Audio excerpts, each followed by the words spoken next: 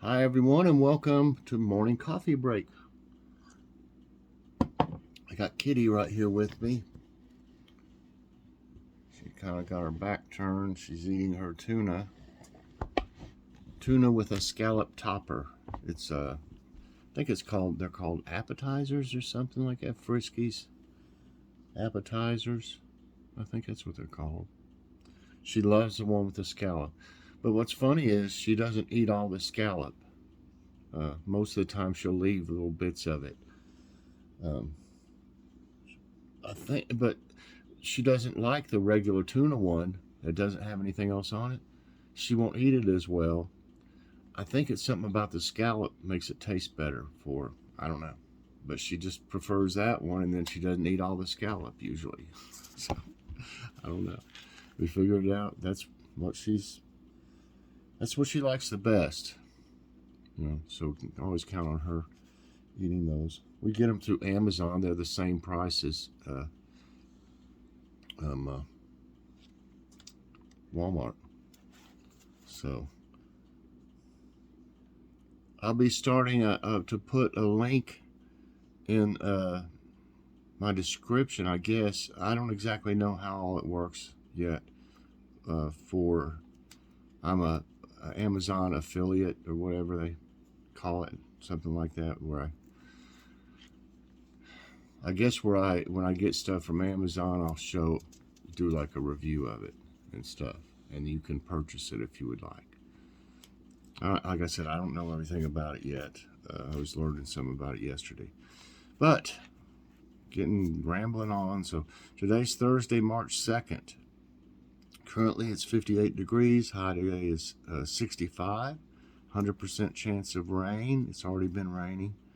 93% humidity right now. No wind. Well, the wind, it didn't show the winds, so I don't know if there's no winds or if they just neglected to put it on there. And air quality is 59. That's about what it usually is, moderate. Today there'll be a grocery outlet haul today. Check out the crazy cheap prices, everybody. Always amazing every time we go down there, the deals they have. For dinner last night, we had smoked sausage bake. Joy cut up all the vegetables and I put it together and seasoned it. And we just had a piece of that brioche bread with butter.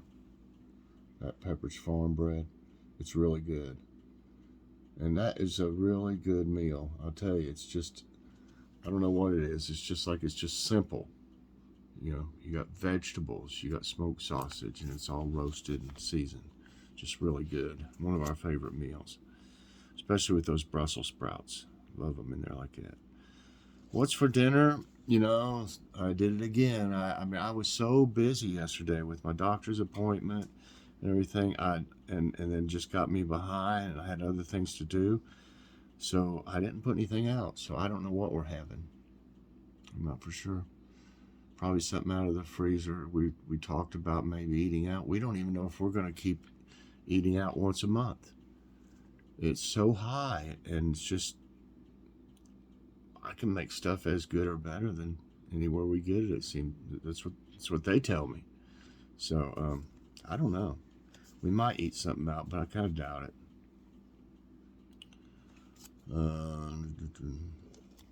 Okay, and yeah, at the doctor they said that my right shoulder has been getting worse. I guess the arthritis in it. I have arthritis already, mainly like in my hands and my knees and my hips.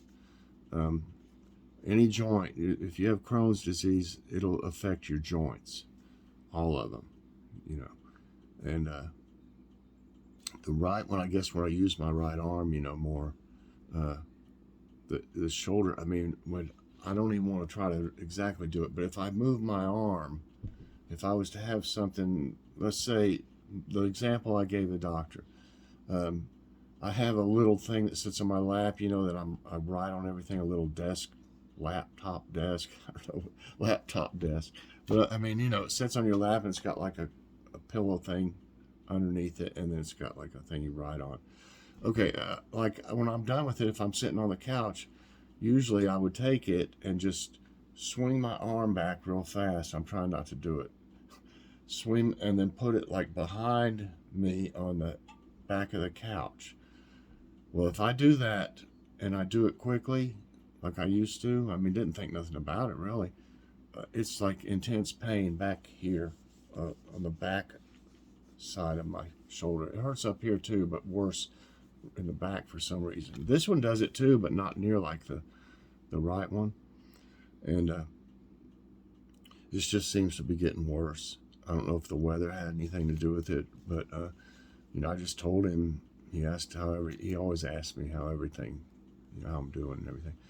But he wants me to go to therapy, which I've done before for my left arm, my left shoulder, years ago. Yeah, he wants me to start going. It's the same place Logan was going, if it works out to where they do it there. So we already know half the people there, most of them, and he said if you know it's painful to do that, and when I had the left one of the reasons I stopped doing it is because it was too painful, and I kept on doing the exercise things at home, but I didn't go anymore because they were just pushing it too much. I mean, it was too much. I couldn't take the pain. So he said if it gets like that this time, instead of just quitting, he'll give me a steroid shot in it. And then he said I should be able to go back. So we'll see what happens. I just hope it doesn't open up a big can of worms and find out something else is wrong with it or something. So, okay, what? I was going to mention something else, but I already had it on that. Why did I take it off of that? Okay, they got some pretty good tidbits today for today's tidbits. They've been having some pretty decent ones. Wow, you ate almost all your tuna, kitty. I bet you're happy now. She's laying down there now. She's all happy. Okay, today's tidbits. Rock star Dave Grohl cooks 450 meals for LA homeless shelter. That's awesome. Last Wednesday, musician Dave Grohl made a surprise visit to a Los Angeles shelter where he cooked meals for hundreds of homeless people.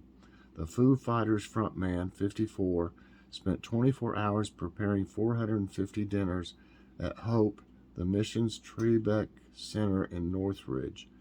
Director of Development Grace Anchetta confirmed the rock star had prepared the meal. That's awesome. Easter Island discovery, new Moai statue found in dry lake bed. You know, all over the world they're finding, you know, there's been droughts everywhere. They're finding stuff in lakes and rivers and stuff that they didn't know was there, you know.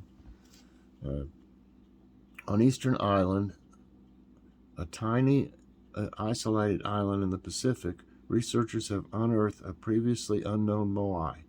They found this substantial stone statue in a dried-up lake bed. According to scientists, it may indicate the presence of additional statues and tools used by the ancient Rapa Nui people around the once underwater site. 120-year-old mystery, long-lost ship wreckage discovered. A perilous swath of northern Lake Huron off the Michigan coast has devoured many ships. The Ironton, a cargo vessel, also sank there in 1894 after colliding with a grain hauler on a stormy night. Only 2 crewmen survived. New video footage shows the Ironton sitting upright on the lake bottom, remarkably preserved by the cold, fresh water. Pilot treats newly engaged couple to Northern Lights spectacle. Thought this was kind of neat. Adam Groves and his fiancée, Jasmine Mapp, missed out on viewing the recent aurora during their 4-night trip to Iceland despite their efforts. The aurora was visible from their flight back to the UK, but only to those on the left side. However, the couple saw the lights thanks to the pilot, who circled the plane 360 degrees so everyone could view it. That's cool. Well, he did that, I think. Okay, let's see. Let's see if there's anything going on. Yeah, I don't look forward to physical therapy, but if it could possibly help, I mean, it just seems like it's getting worse and worse. And I'm getting ready to come in. The reason that I was really thinking about it is, getting ready to start the gardens out here, my 3 beds, and going to be mowing the yard. I'm going to have to mow this bank back here now where my brother was helping me. He said he can't do it anymore, and I think my brother-in-law is pretty much going to say the same thing. But that's fine. I appreciate everything they ever did for me and us. I mean, that's one reason I bought a mower. I figured that might happen, and I'll be getting it today, so I'll definitely be showing that soon. But I'm going to be doing a lot more, so I need to get to where it'll feel better. Although it might feel worse for a while at first, but we still got a ways to go before I have to mow, I think. Who knows? I mean, it could start growing if it stays warm. The grass, it has grown a little bit already. I'm not looking forward to mowing. I hate mowing. And we got like 1.1 acres to mow. And it's hilly back here and all kinds of stuff. It's always been kind of a pain. Okay, they did the same thing.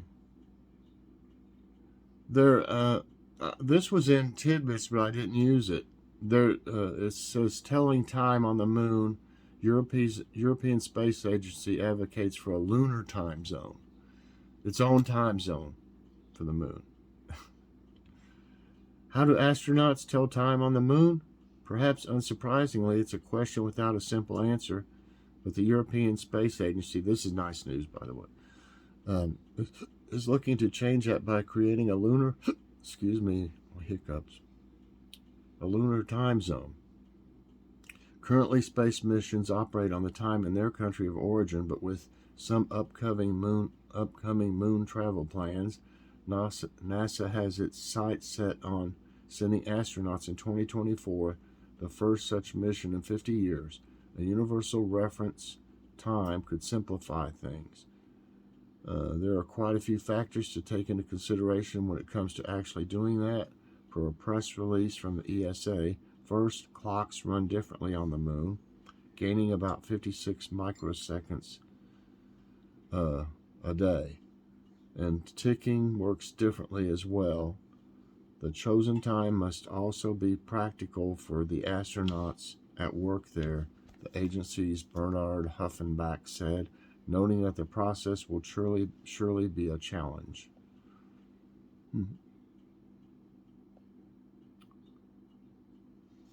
Wow, some doctors are using artificial intelligence to diagnose patients earlier. Okay.